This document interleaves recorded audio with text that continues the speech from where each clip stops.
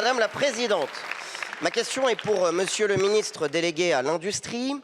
En juin 2023, le président de la République, décidément bien plus fort en communication pour redresser notre pays, annonce un plan de reconquête sanitaire avec un plan de relocalisation de la production de médicaments essentiels. Les faits pourtant sont têtus. En octobre 2024, le Doliprane passe sous pavillon américain.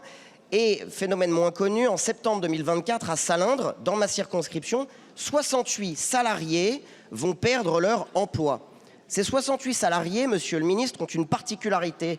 Ils ne sont pas des cases dans vos tableaux Excel, ils sont les seuls en Europe à produire de l'acide trifluoroacétique, principe actif indispensable dans la confection notamment de traitements antiviraux ou anticancéreux. La seule usine d'Europe.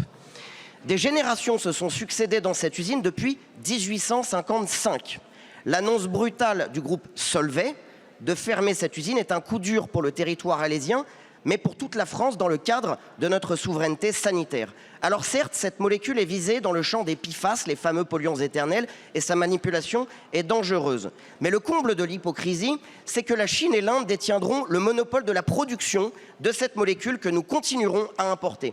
C'est un coup dur pour des hommes et des femmes qui perdront brutalement leur emploi, avec des crédits sur le dos et des reconversions bien incertaines. Monsieur le ministre, vous avez été saisi par les élus du territoire. Est-ce que vous pouvez vous engager à venir sur place, à trouver un repreneur pour cette usine et, le cas échéant, à trouver de véritables options de reconversion pour ces salariés qui, encore une fois, ne sont pas des cases dans vos tableaux Excel, mais des hommes et des femmes qui travaillent pour le bien de notre pays?